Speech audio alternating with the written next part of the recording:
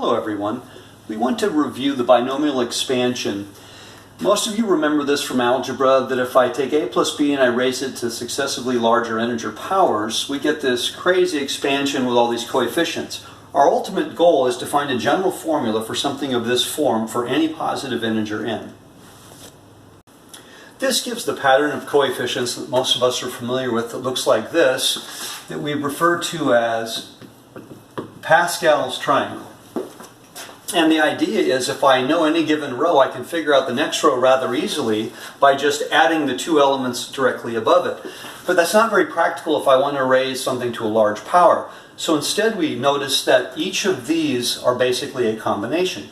This was the row for an exponent of 4. Now notice this is, 4 choose 0, 4 choose 1, 4 choose 2, 4 choose 3, 4 choose 4. Okay, and this is going to be a pattern we're always going to see. Now there's a second pattern I want you to recognize, and that is if I sum up the elements in each of these rows, in the first row the sum of the elements will just be a 1. In the second row it'll be 2. In the third row it'll be 4. The next row it'll be 8. This row it's 16, which leads to a different pattern that we're going to discover. So since these guys have a factorial pattern in the combinations, we actually state the binomial formula as this, which again many of you learned in a previous course. This is the summation, we'll use k, from k equals 0 to n, of n choose k, a to the n minus k, b to the k, which basically is a to the n plus n choose 1, or n, a to the n minus 1 times b, plus n choose 2, a to the n minus 2b squared, all the way down until we get to the b to the n term. Now if we were interested in just adding up the coefficients that we looked at a moment ago, we'd get something that looks like this, which looks like the binomial expansion, except that we don't have the a and the b raised to a power. But if I thought of it this way, think of this as 1 plus 1 to the nth power, then using that binomial expansion, we would get exactly this. 1 to the n minus k, 1 to the k, which is this quantity here, which is equal to our 2 to the n that we said earlier, which is a really nice result. Now we want to do a couple of simple examples. So the first one is, I want to find the coefficient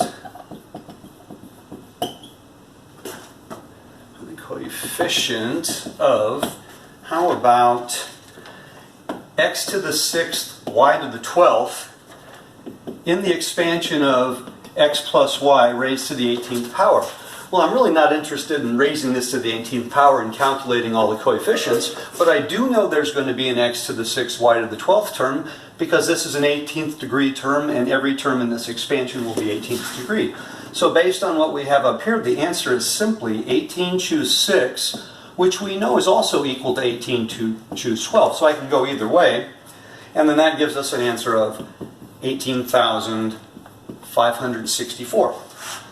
Another one, let's find the coefficient, this time, of, how about x cubed y to the 5th in 3x minus 2y raised to the 8th power. And this one's a little bit trickier because I threw coefficients and a sign change. But if I think of this as a binomial expansion where my a is simply 3x and my b is negative 5y, then I notice that the expansion of this will simply be 8 choose 3, a to the 3rd power, b to the 5th power. I'm sorry, that should be a 2, not a 5. Can't read my own writing there.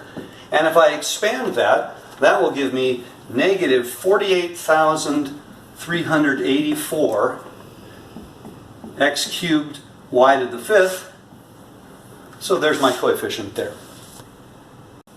Another example of using the binomial expansion, I would like to write this quantity here without the use of a summation of any form. Now that seems a little tricky at first because it doesn't look like the binomial expansion because I only have one term here.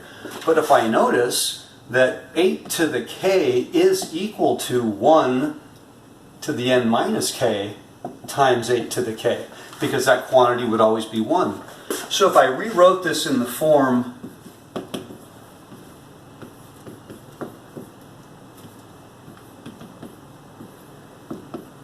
now it looks exactly like the binomial expansion. There's my a, there's my b, so that means that this quantity is simply a plus b, or 1 plus 8 raised to the nth power, or 9 to the nth power.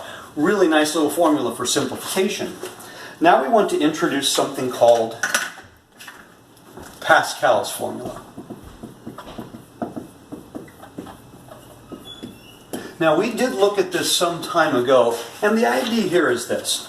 I have n plus 1 distinct objects, and I'm going to choose R where R is less than or equal to n. Now the way we're going to do this, we already know the answer here is n plus 1, choose R. But we're going to look at this as two situations. I'm going to grab one item in particular, my favorite object, and that object is either going to be one of these or it's not going to be one of these. If the object I choose is one of these, then that means I only need to choose R minus 1 from the remaining n objects. But wait a minute, what if the thing I want isn't in my choice? That means I still have to choose R from the remaining n objects. And since these choices are mutually exclusive, we must add these results together. So Pascal's formula, giving a little set theory argument, is simply this. We can also prove this using a combinatorial argument. That's where we break it down into the factorials. I'll leave that up to you this time.